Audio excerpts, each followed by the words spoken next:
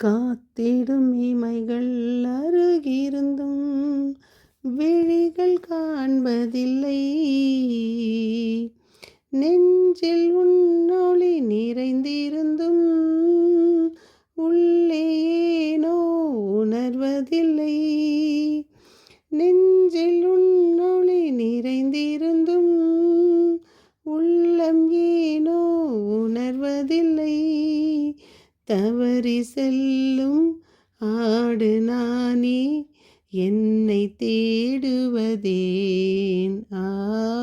தவறி செல்லும் ஆடு நானே, என்னை தேடுவதேன். கடல் நோக்கி நதிகள் பாயும், ஒளி நோக்கி மலர்கள் சாயும். அகிலமும் படைத்த என் தலைவா, என்னை நோக்கி வருவதேன். என் இனிய உறவுகளை, நாம் இன்று 10-12-24 இருக்கின்றோம். நாம் தொடர்ந்து வாசித்து கொண்டு வருவது ஆவியானவரின் துணையோடும் அன்னை மரியின் பரிந்துரையோடும் சங்கீத தொடர்ச்சி 64, 7, 8, 9. நாம் வாசிக்கும் 8வது வசனம், வஞ்சனையும் பொய்யும் என்னை விட்டு அகலச் செய்யும். எனக்கு செல்வம் வேண்டாம், வறுமையும் வேண்டாம், எனக்கு தேவையான உணவை மட்டும் தந்தரலும். நாம் தொடர்ந்து வாசித்து கொண்டு வருகிற நீதிமொழிகள்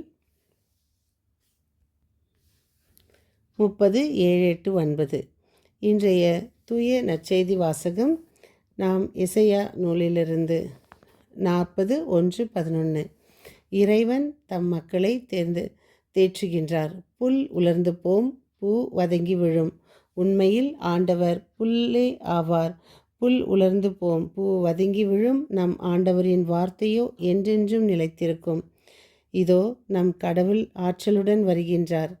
இன்றைய தூய நற்செய்தி வாசகம் மத்தேயு 18, 12, 14. சிறியோருள் ஒருவர் கூட நெறி தவறி போகக்கூடாது என்பதே உங்கள் விண்ணக தந்தையின் திருவுளம்.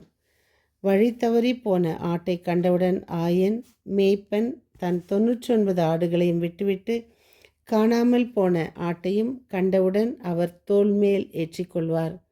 நாமும் நம் வாழ்வின் பாவ வழியை விட்டு விலகி செல்லும்போது நாமும் இயேசுவின் தோள் மேல் சுகமாய் நிம்மதியாய் இளைப்பாறுவோம். நாம் நம்மை தூய்மைப்படுத்திக் கொள்ள தேவனை பற்றி தேவனிடம் பேசுங்கள், அதுதான் ஆராதனை. இறைவனை பற்றி மனிதர்களிடம் பேசுங்கள், அதுதான் சுவிசேஷம் பரப்புதல். மனிதர்களை பற்றி தேவனிடம் பேசுங்கள், அதுதான் ஜெபம். தேவனை பற்றி பிரச்சனையிடம் பேசுங்கள், அதுதான் விசுவாசம். கடவுளை பற்றி ஒருவருடன் பேச முடியாத போது அந்த நபரை பற்றி கடவுளிடம் பேசுங்கள், அதுதான் அவரோடு உள்ள உறவு. வாழ்வில் ஆறுதல் தேடுபவர்கள், வாழ்வின் அர்த்தத்தை தொலைத்தவர்கள் மட்டில் நாம் கொள்ள வேண்டிய மனத்தாழ்மையை இன்றைய 2 வாசகங்களும் நமக்கு உணர்த்துகின்றன. யோவான் 10:11 நல்ல ஆயன் நானே என்ற இறைவார்த்தைக்கு நல்ல ஆயனின் பண்புகளை இன்றைய நற்செய்தியில் விவரிக்கிறார். யோவான் 10:10 ஆடுகள் வாழ்வை பெறும் பொருட்டு, அதுவும் நிறைவாக பெறும் பொருட்டு நான் வந்துள்ளேன். நல்ல ஆயனின் முக்கிய பண்பு நிறைவை பார்ப்பது. நம் ஆண்டவர் இயேசு தொலைந்து போன ஆட்டை தேடி செல்வதும், கண்டு மகிழ்வதும், தூக்கி சுமப்பதும், அவர் தோள் மேல் அணிவிக்கதும் நல்ல ஆயனின் பண்பாக வெளிப்படுகின்றது. யோவான் 8:1-11 விபச்சாரத்தில் பிடிப்பட்ட பெண்ணை எல்லோரும் குறையாக பார்த்தார்கள். ஆனால் இயேசு நல்ல ஆயனாக அப்பெண்ணின் நிறைவை பார்க்கின்றார்.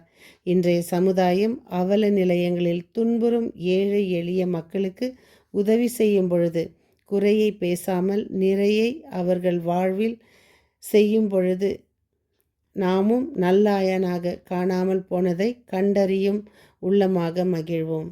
இதோ நாம் கொண்டாடவிருக்கும் நாம் கிறிஸ்துவின் பிறப்பை முன்னிட்டு இறைவன் சொன்னது போல நம் வாழ்வில் குறைகளை நிறைவாக்குவோம். ஒருவர் மேல் நாம் பேசிக்கொண்டே இருக்கும் பொழுது நாம் தான் கீழே போகிறோம். நாம் பேச்சினால் நாம் நிறைவற்று போகிறோம். உண்மையான நிறைவை நாம் அடைவதில்லை என்பதை உணர்வோம். உதவி செய்யும் பொழுது ஏழை எளிய மக்களுக்கு குறையை பேசாமல் நிறைவை ஒருவருக்கு நாம் போடும் ₹1 ஒரு அந்த தர்மம் கூட இவர்களுக்கு என்ன உழைத்து சாப்பிட முடியாதா என்று ஒரு வார்த்தை சொல்லிவிட்டுத்தான் நாம் ஒரு ஒத்த ரூபாயை போடுவோம். அது அப்படி அல்ல. இந்த கிறிஸ்து பிறப்பில் நாம் நம் மனநிலைகளை மாற்றுவோம். நாம் புதிய ஆடை மேல் அணிவதை விட உள்ளத்தின் புதிய ஆடையை மாற்றுவோம். உள்ளத்திற்கு புதிய ஆடையை அணிவிப்போம். நல்ல ஒரு பாவசிங்கத்தனம் செய்து நல்ல ஒரு கன்ஃபெஷன் பண்ணி நம் உள்ளங்களை தூய்மையாக்குவோம். ஒருவரை ஒருவர் மன்னிப்போம். ஒருவரை நேசிப்போம். பிறருக்கு முடிந்த அளவு உதவி செய்வோம். மீண்டும் சந்திக்கும் வரை உங்கள் அன்பு தோழி.